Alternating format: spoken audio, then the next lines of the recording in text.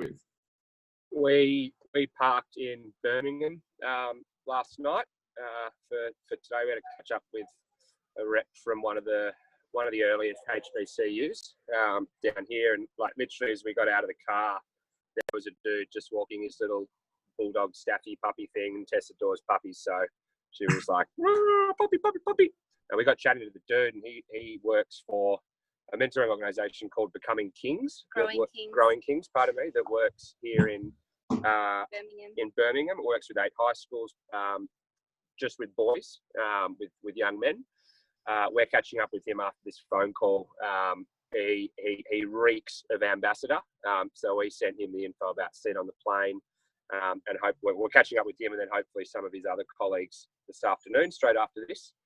That was fantastic. And then also on the seat on the plane front, we just finished a lunch with a really, really impressive powerhouse of a woman. Yeah, powerhouse of a woman. So she's from a part of Alabama called the Black Belt, which was originally named for its rich alluvial soil, but has kind of kept the name as arguably the most impoverished area of African-American life down here in the South.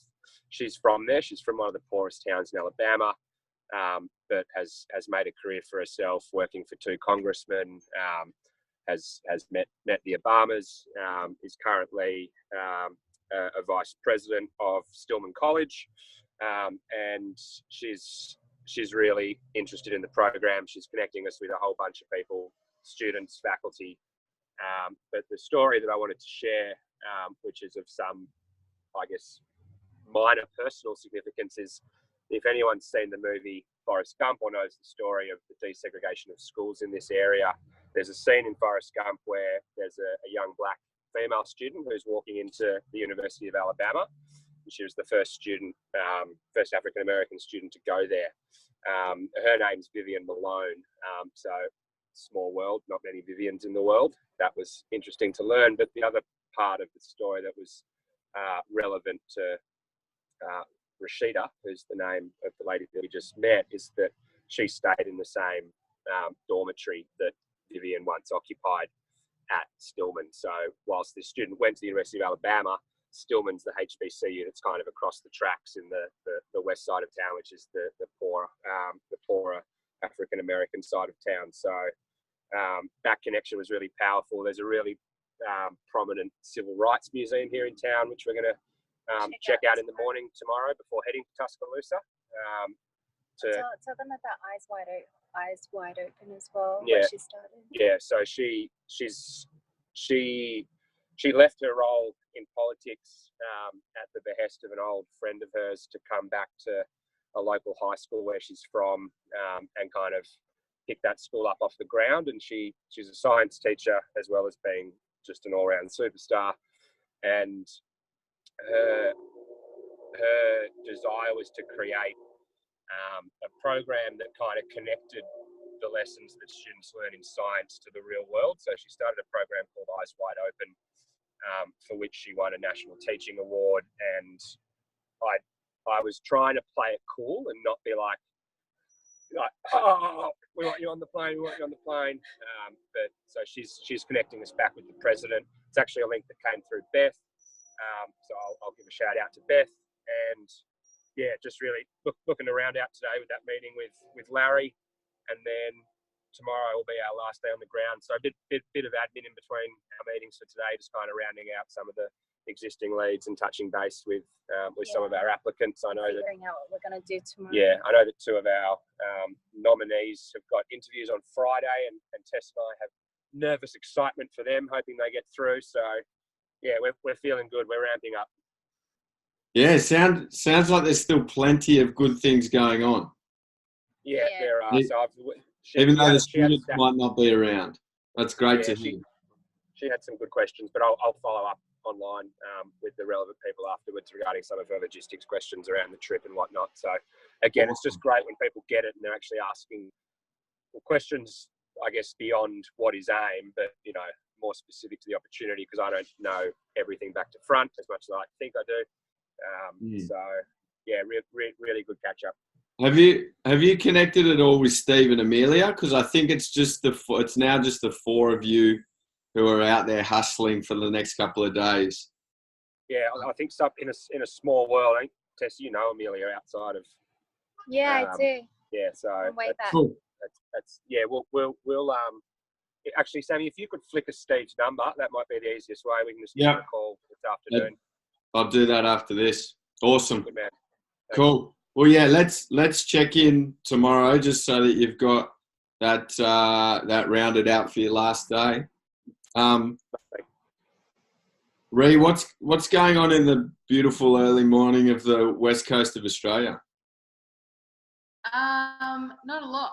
I did have Tara, who was one of the students I got out of bed before her exam, call me at like 1 a.m. this morning because she didn't know what a resume was. So we worked on a resume for a few hours in the middle of the night. But other than that, yeah, she's getting there with her application. She's still got to do her cover letter and stuff. But yeah, she's the person we want for this because she, had no idea even what a resume or cover letter was. So yeah, it's looking good. Wow.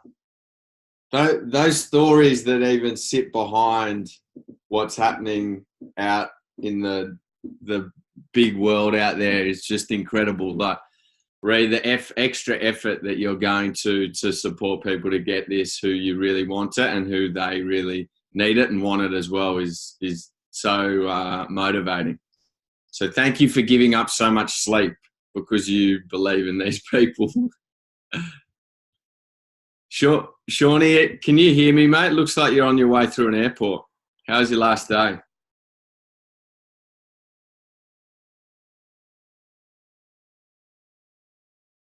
You're on mute, mate.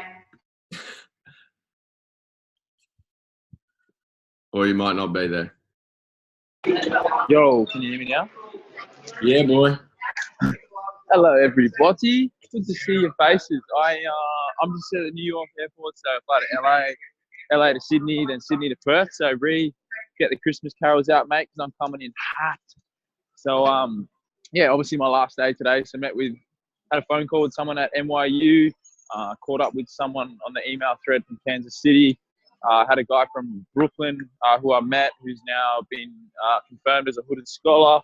That was pretty cool. Caught up with Will Wensley, did a little bit of filming, had a bit of breakfast with Benny, seen Jack get his hair dyed green. And I know Jack and everyone else, no one else really is on the call, but just wanted to say a massive thank you to everyone on this for the past 4 months. I just checked the date when I first arrived in New York, September 22nd. Then the launch was October 1, and I was very nervous when I got to New York all those months ago. Coming into your office, Jason Maggs is a little 24-year-old who'd never done much work in the big city. So, just a massive thanks to everyone who's supported me over this journey, and everyone who's had a crack in bringing this thing to life. It's amazing what a small group of humans can do if you actually just commit and just leave all the bullshit behind. So it's so thanks everyone, and I look forward to the plane being full. That's awesome, Shawnee. You've been slogging this out for 4 months, and there's 40 years to come. So let's keep that energy and drive going that you always manage to bring. And safe travels. Thanks, brother. Fee, is there anything from a travel perspective that we need, that you need from the guys? No, I don't think so. Viv, you were going to send me through possibly accommodation for your last night. No, I think it's all good unless anybody has any questions from me about it. And I asked about the reimbursements. If anybody has any reimbursements, we'd love to pay that tomorrow, Friday, because we've got the end of the financial year. So whatever we can pay now would be great. Thanks. Thanks, Fee. Misha or Jace, anything from you guys? We are recording this, so this goes out to thousands of people around the world. Not really. I'll follow up with Benny and Jack. I've been on the hustle still trying to get someone from Obama Foundation. I think I've finally found out it's it's a phenomenal young woman who's originally Australian and is really senior up in the Obama Foundation now. So I've been able to find friends in common, and get a contact for them. So hopefully this one works. That's awesome, mate. Viv has his hand up to speak. Yeah, I know. I haven't forgotten my Zoom etiquette. We had an interesting one yesterday when we met with the dean. He was asking if anyone from AIM has reached out to the United Negro College Fund, and I obviously didn't know the answer. For anyone that doesn't know what they do, they're essentially they've just got a stack of cash, and they were initially set up to provide funding to support African American students to go to college. It seems like it would be an organisation worth reaching out to. Jason, you probably know a bit of their work as well. So just a question whether we've made any plays to them.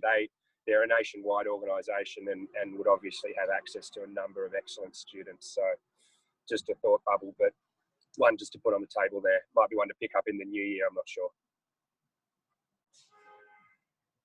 Is this correct etiquette, Viv? Hand up.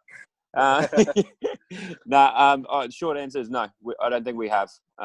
Between Alla and myself, we haven't reached out to them. But let me put it on the list.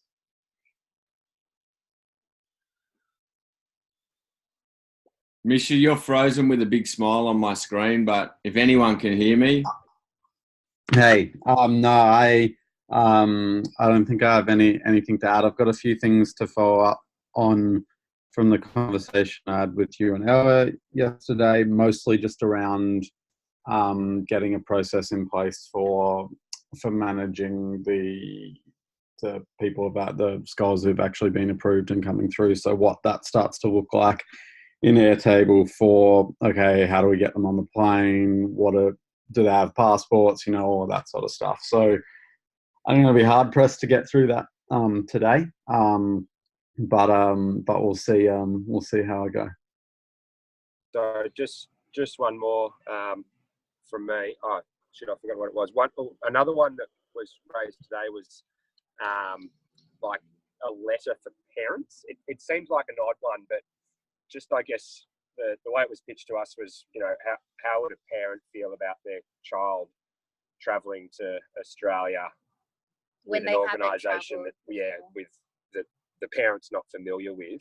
So I was just thinking it might be like a handy one page just to explain, like, this is the flight, this is where you'll be staying, they'll be covered by insurance, that kind of XYZ for parents. Just to kind of a small thought bubble, but it was a good question, and I was like, yeah, I can understand that concern if I put myself in the parents' shoes. I know they're all young adults and they're of age and they should be able to make calls themselves, but for an 18-year-old it might be a bit touch and go in that sense, and it could just be a handy one that we have in the bank to flick around. Yeah, it's a good point, Viv. I'm not sure if there's what the sort of resources are to provide students once they get accepted, but that's a good one to know. Yeah. Oh, and so I've just remembered what my first point was, Sammy. I use your Airtable access, and I haven't updated for the 3 states we've been through, just because I haven't prioritised it. But I will get to it if not today or tomorrow in the coming days. So that's for Missouri, Tennessee, and Alabama. I'll update the contacts that we've made and the plays we've done. So great. Yeah, I was just going to say, just before we all head off to Christmas, I sent around the email about updating your contacts just to make sure that nobody falls through the gaps. Yep. Awesome. Cool. Guys, apologies for, I think, what is my terrible internet, but hopefully you all got to see each other. Viv and Tess, I'll see you guys tomorrow if anyone's around to tune in. We've still got the daily check-in. We're still hustling. So I'll see you all then. See you later, crew. Safe travels. Bye.